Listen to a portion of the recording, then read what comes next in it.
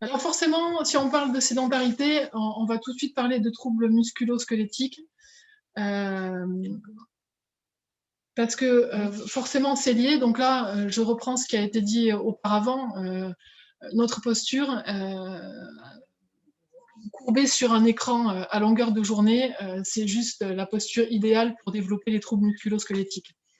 Donc voilà, hein, vous savez, des positions comme ça, c'est très mauvais pour votre corps, pour votre dos, pour vos organes de digestion, pour votre circulation. Bon, tout ça, on l'a dit. Vas-y, il faudrait que j'apprenne à me faire tout seul. Et ce que je trouve intéressant, c'est cette diapo. C'est juste affreux, c'est qu'il y a des chercheurs anglais qui ont modélisé sur un mannequin tous les maux du salarié sédentaire. Alors, elle n'est pas bélote, hein, parce qu'elle cumule tout. Donc, elle a les jambes lourdes, elle a des poteaux, elle a les coudes rouges, elle a les poignets gonflés parce que forcément, elle manipule la souris et elle fait rien avec son bras. Le pompon, c'est qu'elle a juste une énorme bosse dans le dos. Et cette bosse dans le dos, c'est ce qu'on voyait il y a de nombreuses années sur les couturières. Et puis, cette bosse, elle a évolué, et puis maintenant, elle est sur nous toutes qui passons nos heures devant un écran. Donc les TMS, c'est hyper important d'en parler parce que c'est très présent dans les entreprises. Hein. C'est la première cause d'inaptitude avant 45 ans, c'est la lombalgie. 45% des TMS entraînent des séquelles lourdes.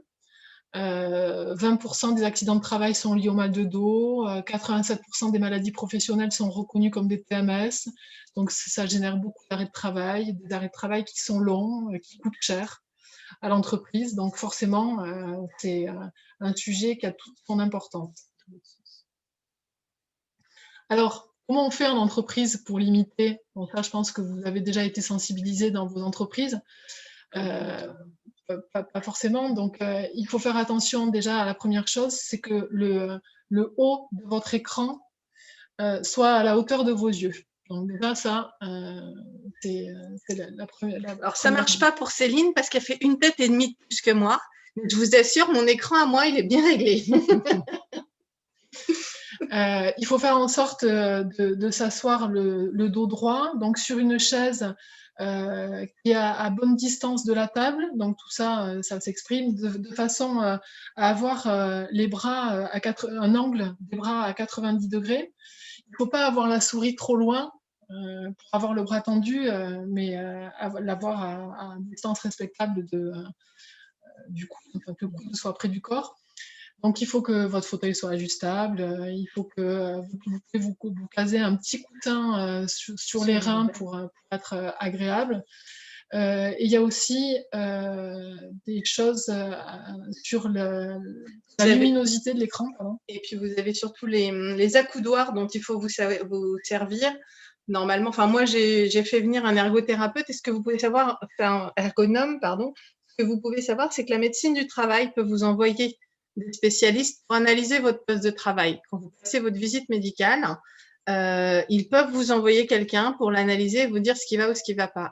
En fait, bien souvent, on n'a pas de poste à accoudoir parce qu'on veut mettre absolument ses pieds et ses jambes, ses genoux sous son bureau. Or, en fait, c'est que c'est votre clavier qui doit s'avancer à vous et vous devez reposer vos avant-bras sur les accoudoirs. Et le clavier doit être juste en bordure de votre bureau pour que vous puissiez taper les accoudoirs. Vos avant-bras, en théorie, sont censés reposer tout le temps sur vos accoudoirs. Alors, je peux vous dire pour l'avoir testé, parce que moi, j'ai des problèmes de dos, je fais partie des gens qui ont tout ce qu'il faut pas avant 45 ans. Franchement, c'est dur de s'y mettre, parce que c'est pas comme ça qu'on a été habitué, mais franchement, ça vous change la vie. Et pareil pour vos métiers, je vous recommanderais les souris verticales. Parce que votre main, vous allez, tu allais peut-être le dire non, après. Non. Ça diminue les risques de tendinite du poignet. Parce que votre main est dans une position qui est beaucoup plus naturelle que sur une souris normale. C'est un geste qu'on utilise beaucoup. Ouais. Voilà. Dernière chose, méfiez-vous de la luminosité de vos écrans aussi. de comment vous êtes positionné par rapport à la fenêtre, histoire de ne pas être à contre-jour ou d'avoir le jour dans votre écran qui vous empêche de voir correctement. Si vous travaillez sur un portable, alors là, c'est cata assuré. Ouais. C'est-à-dire que la position est mauvaise.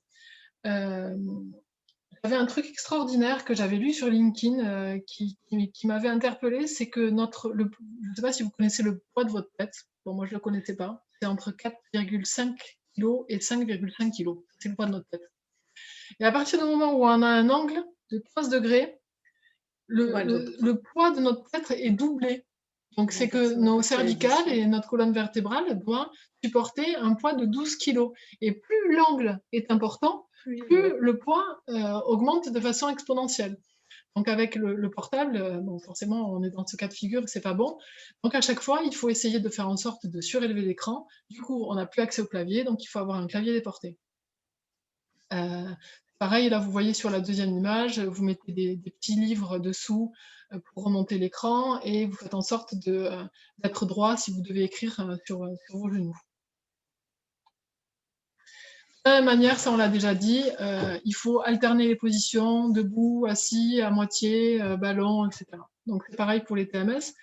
Chose extraordinaire qu'on n'avait jamais entendu auparavant, c'est que l'assurance maladie commence à communiquer sur ces sujets-là. Donc depuis quelques années, on voit apparaître mal au dos, le bon traitement, c'est le mouvement. Et donc, on en revient à ces notions de sport sur ordonnance qui sont importantes. Il faut absolument bouger, alors qu'auparavant, vous aviez mal au dos, on vous recommandait sérieusement de ne surtout pas bouger, de rester couché.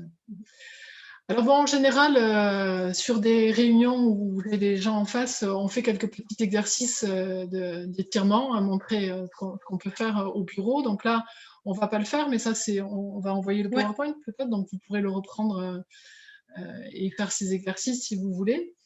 Donc c'est assez facile, hein, avec la tête, voilà, s'étirer au niveau des bras, s'étirer les jambes sur la chaise, etc. Il y a aussi des exercices de détente des mains parce qu'on est un peu tendu à force d'avoir la souris et le clavier avec les doigts à fond. Donc ça, c'est pas mal aussi de venir étendre les poignets, étendre la paume de main et faire ces petits exercices-là. Et utilisez votre balle anti-stress. Vous devez bien tout en avoir une. Alors forcément, une de nos habitudes, c'est qu'on est tout le temps sur notre ordinateur et donc forcément, on a une fatigue visuelle qui s'installe. Fatigue visuelle, pourquoi toujours avec mes petits chiffres, c'est qu'en moyenne, on passe 6h35 par jour devant des écrans. Donc, ce n'est plus une option de protéger ses yeux. Par semaine, ça fait quand même 57 heures pour 20% des Français, soit de plus de 8 heures par jour. L'idéal, ça serait toutes les 20 minutes de faire une pause et de regarder au loin. Donc, essayer de regarder par la fenêtre quelque chose avec un peu plus de profondeur pour ne pas regarder quelque chose de proche de vous.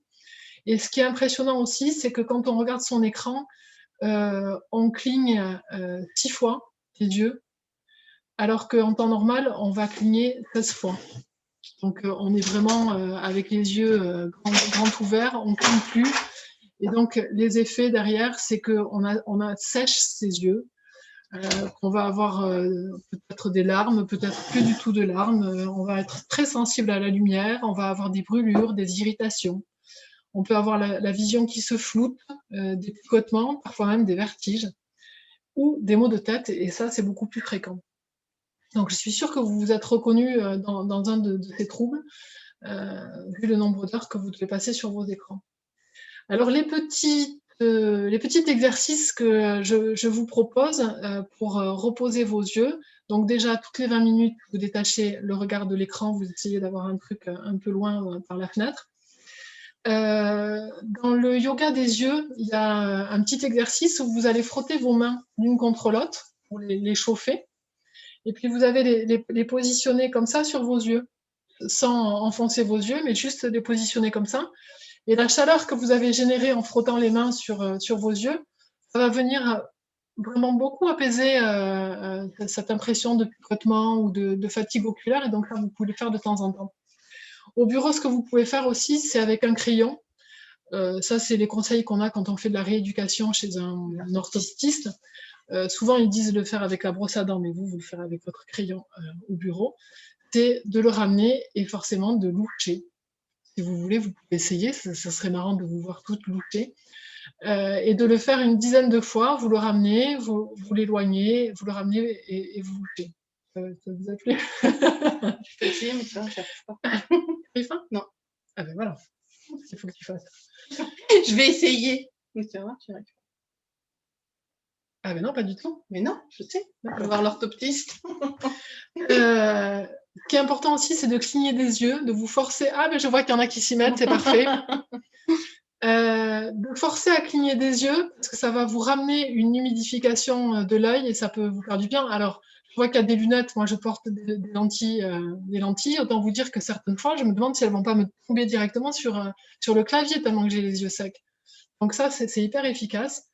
De bien respirer, mais la respiration, elle est essentielle pour vos yeux, pour votre cerveau, pour votre stress, pour plein de choses, mais ça, on y reviendra, mais c'est aussi important pour votre système oculaire.